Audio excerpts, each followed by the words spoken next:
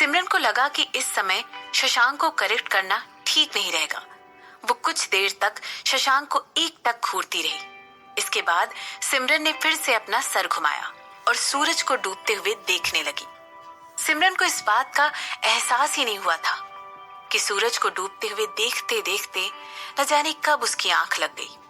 शशांक ने सिमरन को धीरे से उठाते हुए कहा, हे सिमरन, उठो, शो थोड़ी ही देर में स्टार्ट होने वाला है।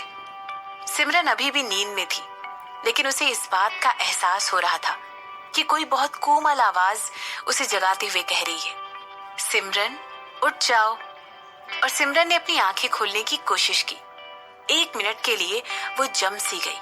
उसे इस बात का एहसास ही नहीं हुआ कि वो शशांक के कंधों का सहारा लेकर सो गई थी। उसे पता ही नहीं चला कि कब थकान से उसकी आंख लग गई। सिमरन ने अपनी बॉडी को सीधा करते हुए तिरछी नजरों से अपने बगल में बैठे हुए शशांक को देखा। सिमरन ने शशांक से कुछ नहीं कहा। सिमरन का चेहरा एकदम जम गया था और उसके चेहरे पर किसी तरह के कोई भी एक्सप्रेशन नजर नहीं आ रहे थे। शशांक ने जैसे ही सिमरन का ये रिएक्शन देखा, उसे हंसी आ गई। फिर उसने सिमरन से कहा, तुम ना सोने का नाटक तो कर सकती हो, लेकिन कम से कम तुम्हारे मुंह से जो पानी निकला है उसे साफ तो कर लो।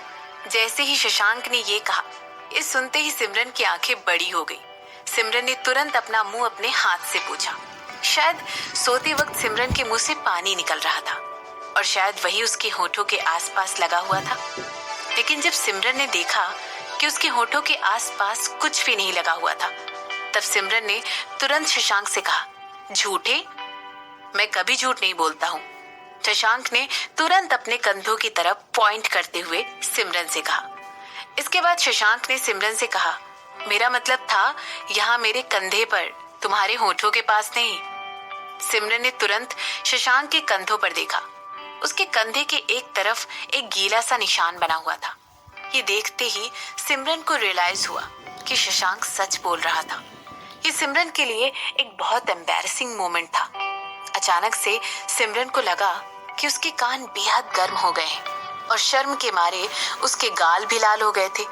बिना कुछ बोले सिमरन ने तुरंत अपना रुमाल निकाला और शशांक के टी-शर्ट के कंधे पर लगा हुआ निशान हटाने लगी। आखिर वो सो कैसे गई?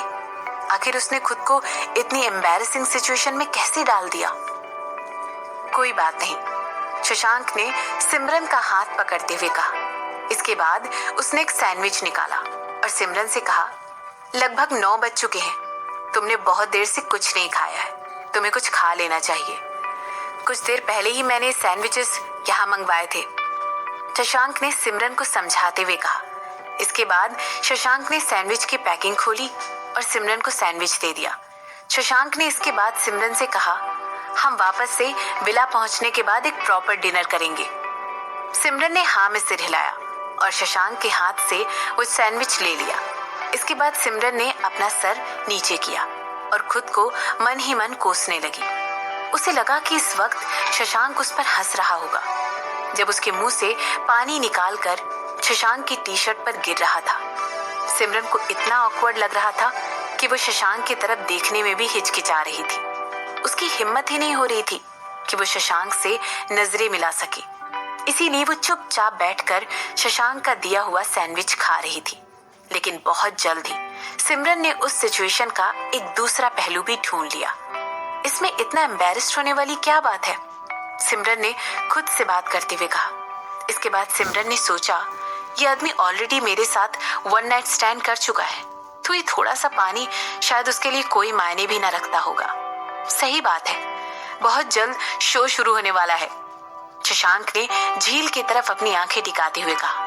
इसके बाद शशांक ने सिमरन से कहा, कल मैं तुम्हें पूरी शहर का एक टूर कराऊंगा। यहाँ पर बहुत सारे ऐसे स्टॉल्स हैं जो बहुत ही टेस्टी फूड बेचते हैं। जैसे ही शशांक ने अपनी बात खत्म की, झील के शांत नजारे के ऊपर हल्की हल्की रोशनी दिखनी शुरू हो गई। वो छोटी सी रोशनी पूरी झील को बहुत सुंदर बना रही थी। ऐसा लग रहा था कि मानो पूरी झील उस छोटी सी रोशनी से जगमगा उठी थी। तभी सिमरन और शशांक को छूती हुई एक ठंडी हवा का झोंका वहां से गुजरा और ऐसा होते ही सिमरन को ठंड लगने लगी और सिमरन कांपने लगी। अचानक से सिमरन को लगा कि उसे कोई ढक रहा है। उसे लगा कि ठंडी हवा में कांपने से उसे कुछ बचा रहा है। कुछ था जो उसे ढक रहा था कि उसे इतनी ठंड में भी गर्माई दे रहा था। जैसे ही सिमरन ने नीचे देखा, उसे एहसास हुआ कि उसने शशांक का कोट पहना हुआ था। सिमरन ने तुरंत अपने बगल में बैठे हुए शशांक की तरफ देखा, लेकिन शशांक ने उसकी तरफ नहीं देखा था। शशांक जुगनू को देखने में बिजी था।